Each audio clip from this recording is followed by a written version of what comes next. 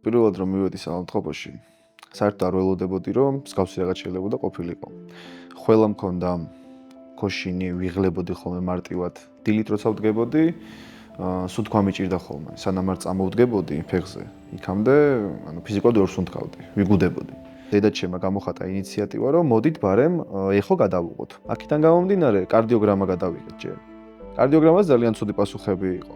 ეხოზეც კიდე უარესი. შემდეგ მჭირდებოდა უკვე კარგი კარდიოლოგი, ვინც ყველაფერს მარტივად ამიხსნიდა, ყველაფერს დიაგნოზს დასვამდა სწორად და კარგად, რომ მკურნალობასაც სწორად მიყოლილიყავით.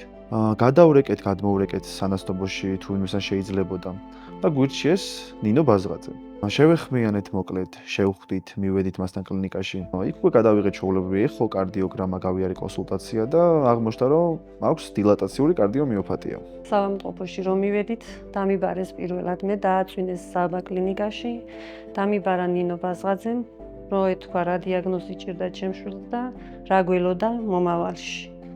ასე რომ შევედით, მითხრა კარდიომიოპათია ეს ის დაავადება, რომელიც გულის გადანერგვას დასჭირდება, მაგრამ ჯერჯერობით უნდა უმკურნალოთ.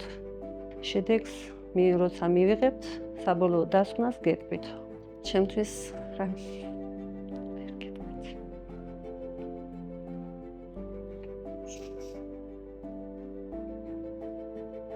ჩვენი სამედიცინო ისტორია იწყება 2019 წელს, როდესაც მე და საბა პირველად შევხვდით ერთმანეთს. ჩვენთან მომართვის პირველივე დღეს დადგინდა საკმაოდ საყურადღებო სერიოზული კარდიოლოგიური დიაგნოზი, რომელიც ჟღერს როგორც დილატაციური კარდიომიოპათია, იყო შეცვლილი გულის სტრუქტურა, მისი ანატომიური მახასიათებლები და იყო მკვეთრად გაუარესებული გულის მთავარი ფუნქცია კუმშვადობა. და პაციენტი ავტომატურად მისი მოცემულობით, მისი დიაგნოზით გახდა გულის ტრანსპლანტაციის, ანუ გულის გადანერგვის კანდიდატი. პაციენტთან პირველივე შეხების დროს ჩვენ გავაჟღერეთ ჩვენი მოლოდინი. მკურნალობისთვის უნდა მიგვეცა გარკვეული დრო, რათა მიგვეღო შედეგი. ეს მოლოდინის დრო იყო 3-დან 6 თვემდე. დანიშნული განსაზღვრული მკურნალობის კურსით. მხოლოდ ნინო ექიმი იყო ის პიროვნება, რომელიც იძახდა, რომ აი ამ ბავშვს, საბას, მე მკურნალობით გამოვიყვანო. დიაგნოზი რო დასვეს, ჩემმა საახლობლომ და სანათესაობდა, კარგი მსურველმა ხალხმა ესე რომ ვთქვათ, გადააგზავნეს ეს ანალიზები, საზღვარგარეთაც ამერიკაშიც კი გააგზავნეს ჩემი ანალიზები.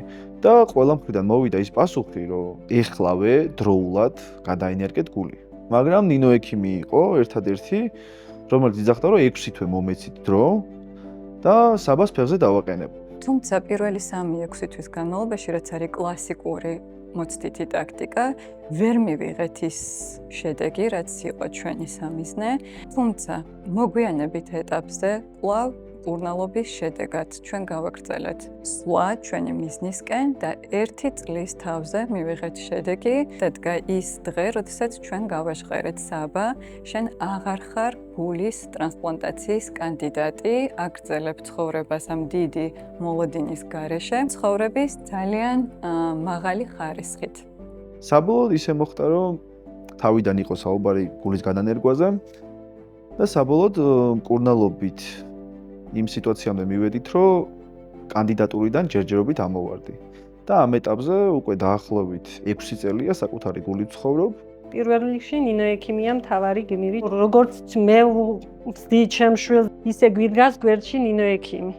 ყოველ წამსა როგორ ხართ, რა შვება საბა, ღებულოს წამლებს, ხოა უკეთესად. ძალიან ბევრი არის ხა, ვისაც ეს ოპერაცია პირობითად სჭირდება. ვეტყვი იმას, რომ არ უნდა ინერვულონ არანაირად. აგერავი შედეგი აგერავარ, პირადად მე. რავი, დანიშნულებას მიყევით, იხალისეთ, ბედნიერები იყავით და ყველაფერი კარგად იქნება, რა თქმა უნდა.